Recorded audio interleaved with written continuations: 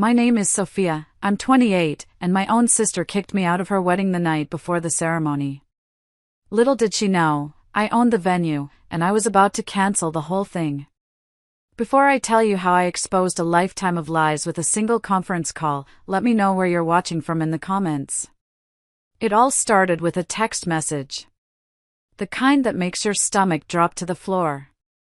It was 11:47 p.m., the night before my sister Melissa's dream wedding.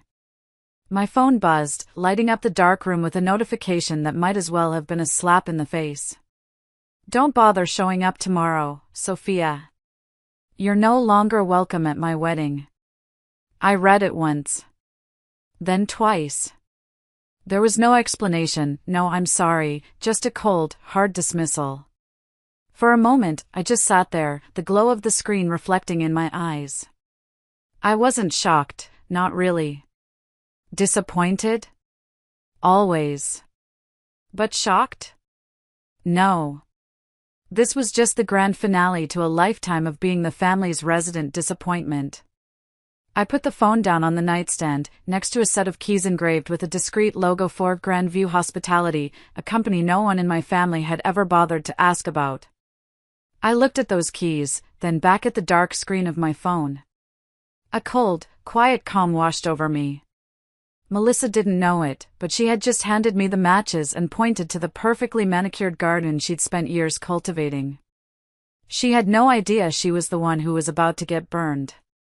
To understand why a sister would do that, you have to understand my family's two realities. There was the one they all lived in, and then there was mine. In their world, I was Sophia Hartwell, the 28-year-old underachiever.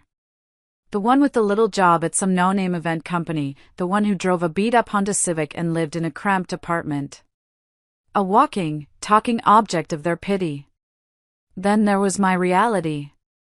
The one where I got up at 5 a.m. every day, not out of desperation, but out of drive.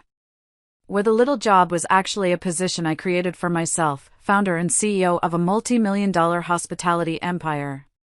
Where the cramped apartment was actually a sleek, minimalist service flat I kept in the city for late nights, a stone's throw from my actual penthouse. And the beat-up Honda? It kept me grounded. I remembered my college graduation like it was yesterday. I'd graduated with top honors, my name called out with a distinction. I scanned the crowd for my parents, Richard and Carol. They weren't there. They showed up 20 minutes late, missing the entire ceremony, handing me a wilting bouquet from a gas station. Sorry we're late, honey, my dad had said, clapping me on the shoulder. We had to catch Melissa's dance recital. She won first place in regional qualifiers. Can you believe it? My summa cum laude plaque felt like a piece of cardboard in my hands. That was the pattern. My successes were footnotes, Melissa's were headlines. Just hours before Melissa's text, I was sitting in that very service flat, staring at an award on my shelf. It was tucked behind a row of books, Tri-State Area Entrepreneur of the Year. Heavy, solid glass. I never took it home. My phone rang, and it was Anna Chen, my COO and my rock. Are you sure you want to go to this rehearsal dinner? She asked, her voice laced with the concern of someone who had heard all the stories. I sighed, looking at my reflection in the dark window. I have to try, Anna. For them. It's one last time. You don't owe them anything, Soph, she said softly. Remember who you are. I went.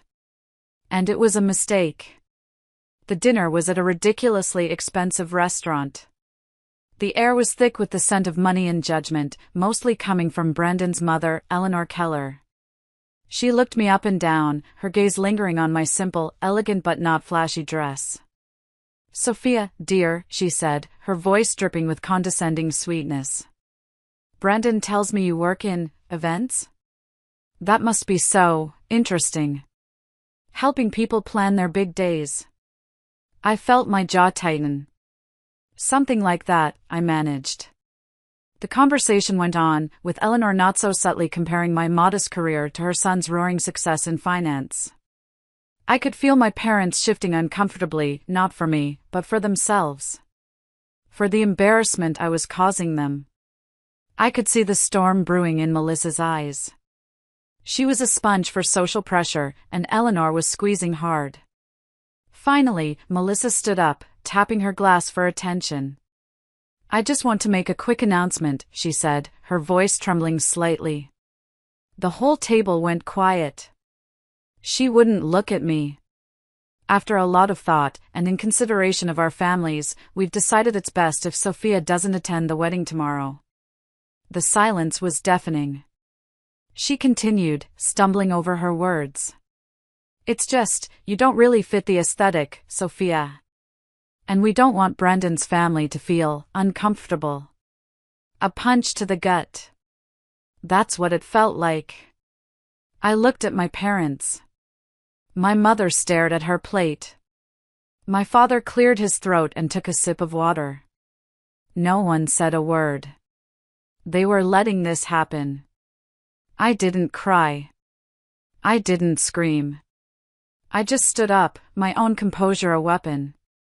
"I understand," I said, my voice even. And then I walked out. The second I got into my car, the mask shattered. I gripped the steering wheel, my knuckles white, and for a second, I just let the wave of humiliation wash over me. A single, hot tear escaped and rolled down my cheek. A tear for the little girl who just wanted her parents to see her. But it only lasted a moment. I wiped the tear away, my sadness hardening into steel. I took a deep breath, my expression shifting from hurt to resolved. I picked up my phone and dialed Anna. "Anna, it's me," I said, my voice steady now, "all business. Activate Clause 7B in the Hartwell-Keller event contract. The reason is a breach of the client code of conduct, causing brand damage. I want an official notification sent to their wedding planner's email within 10 minutes. No direct contact." The next morning, my phone started blowing up around 7 a.m. First Melissa. Then my mom. Then my dad. I ignored them all, sipping my coffee and watching the stock market ticker on the news. The chaos was starting, right on schedule. Then came a call from a number I did have saved. It was David, the head of security at Willowbrook Gardens, the dream venue Melissa had been gushing about for months. "Ms. Hartwell," he said, his voice urgent. "Apologies for the early call, but we have a situation at the front gate.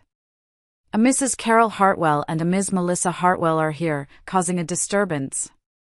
They're demanding to be let in." "They are not on the access list, David," I said calmly. "Follow standard procedure." "Understood, ma'am." Minutes later, my dad called. This time, I answered. The panic in his voice was a new sound. "Sophia, what in God's name is going on?" he yelled. "They're not letting Melissa into her own wedding venue. Her planner just got some crazy legal email. You have to do something." "Why do I have to do something, Dad?" I asked, my voice dangerously quiet.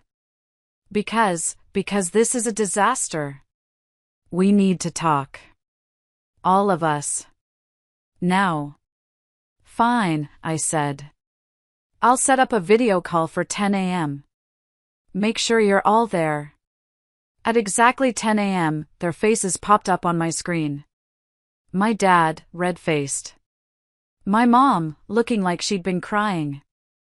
And Melissa, her hair a mess, her makeup smeared. She looked broken.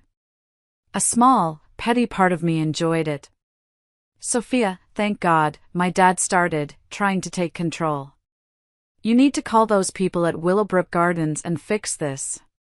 Tell them there's been a misunderstanding." "I don't think I can do that, Dad," I said smoothly. "This seems to be a legal matter now. I'm a bit out of my depth." "What are you talking about?" Melissa sobbed. "Well, since this is a legal issue, I thought it best to have some professional guidance," I said, and with a click, a new window appeared in the video call. A man in a sharp suit. "Everyone, this is Mark Feinerman, our corporate counsel." Mark nodded curtly. Mr. and Mrs. Hartwell, Ms. Hartwell, he began, his voice devoid of emotion. As per the event contract, any action by the client or their party that is deemed detrimental to the brand image of Grandview Hospitality gives the company the right to terminate the contract immediately. The public dismissal of a guest at a pre-event function, especially when that guest is a family member of the client, falls squarely into that category. Grandview Hospitality, my dad stammered, confused. Who is that? We signed with Willowbrook Gardens. Melissa finally spoke, her voice a raw whisper. How could we know about some stupid rule?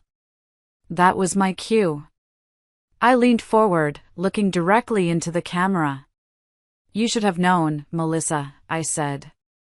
Because the contract, with all its stupid rules, was signed off on by the owner of Willowbrook Gardens. I paused, letting the weight of the moment hang in the air. And that owner, I said, my voice clear and unwavering, is me. I shared my screen. On it was the official state registration for Grandview Hospitality, LLC. And right there, in plain black and white, was the name of the founder and CEO, Sophia Hartwell. Silence. Utter, complete, world-shattering silence. I watched their faces crumble in real time. The confusion, the disbelief, then the horrifying dawn of understanding. My mother's hand flew to her mouth. My father just stared, his face pale. Melissa looked like she had seen a ghost. My dad finally found his voice, a choked whisper. You can fix this, right, Sophia? Please? I let the question hang there for a moment. Then I gave them my final, devastating truth. There's nothing to fix, I said. A business decision has been made. However, as a gesture, there is a solution. I clicked again, bringing up a picture of a breathtaking estate, all stone and ivy and sprawling lawns. Rosewood Estate is available. It's our most exclusive property. A flicker of hope in their eyes. The standard commercial rate is $50,000, I continued, payable up front. Consider it a lesson in how the real world works.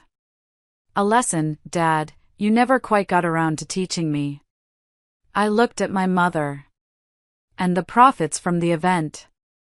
I'll be donating them in your name, Mom, to that women's education fund you once told me was a waste of time. Just so you can see how much value a Veen Vong dream can actually create. I won't be attending, of course. 8 months passed. 8 months of strained silence. Then, a letter arrived. Not an email, not a text, but a handwritten letter on simple stationery. It was from Melissa. She didn't just apologize. She told me that after the wedding, which had gone ahead at Rosewood, she couldn't stop thinking. She had looked up my company. She had read articles about me. She told me she had visited the Women's Education Fund and had seen, with her own eyes, the work they were doing. She said she was ashamed. Not because I was successful, but because she had never bothered to see me.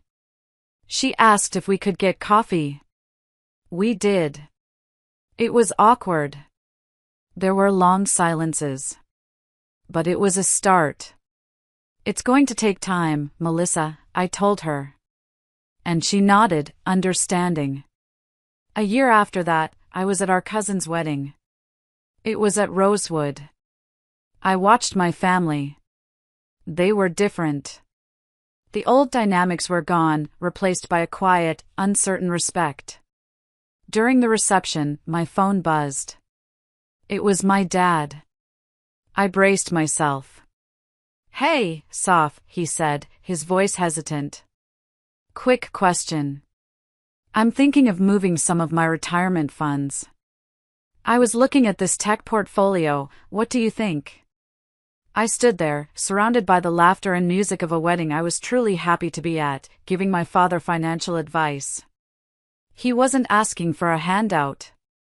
He wasn't pitying me. He was asking for my opinion. My expertise. After the call, I looked out over the gardens, a glass of champagne in my hand. And I raised it. Not to anyone in particular. Just a quiet toast to myself. Peace wasn't about them finally seeing my success. It was about them finally seeing my worth. And more importantly, it was about me knowing I never needed their permission to have it in the first place. Thank you so much for listening to my story. It's been a long journey, and I'm still navigating it. I'd love to know, have you ever had to completely reset the boundaries with someone in your life? Let me know your story in the comments below. And if you found any part of this meaningful, I'd be so grateful if you'd like this video and subscribe for more stories.